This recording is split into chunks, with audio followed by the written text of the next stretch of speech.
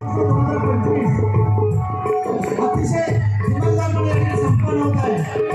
या दिवसभर सोहळ्याचा आनंद घेण्यासाठी खरोखर या मराठे आगरी युथ फोरम या संस्थेने एक आगळा कार्यक्रम या ठिकाणी खरोखर वाखाणण्यासारखा आणि सर्वांना हवा असं वाटणार आणि पूर्ण महाराष्ट्रावर नव्हे पूर्ण देशावर त्यांची ख्याती आहे असा आगरी महोत्सव।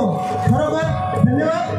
मला या ठिकाणी एक सांगावं असं वाटतं की आजचा जो कार्यक्रम आहे या कार्यक्रमासाठी एक कोकणची कला हा बाल्यांचा नाच कसा आहे या कोकणाची कला म्हणजे उदाहरणार्थ रत्नागिरी आणि सिंधुदुर्ग जिल्ह्यामध्ये जो आज अग्रेसर अगदी तळागाळापासून ते अगदी शहरापर्यंत या नाचाची आगळीच आणि वेगळी अशी परंपरा आहे असा हा बाल्यांचा नाच आम्हाला या ठिकाणी संधीचे उपलब्ध करून दिले ते या मंडळाचे अध्यक्ष आणि सर्व कार्यकर्ते। त्याचबरोबर ज्यांनी पुढाकार घेतला ते ओम साई टेकडोचे मालक मान्य श्री नामदेव शेठ कोलतकर आणि त्यांचे बंधू मंगेशजी कोलतकर या दोन बंधूंनी आम्हाला खरोखर आज संधी उपलब्ध करून दिली।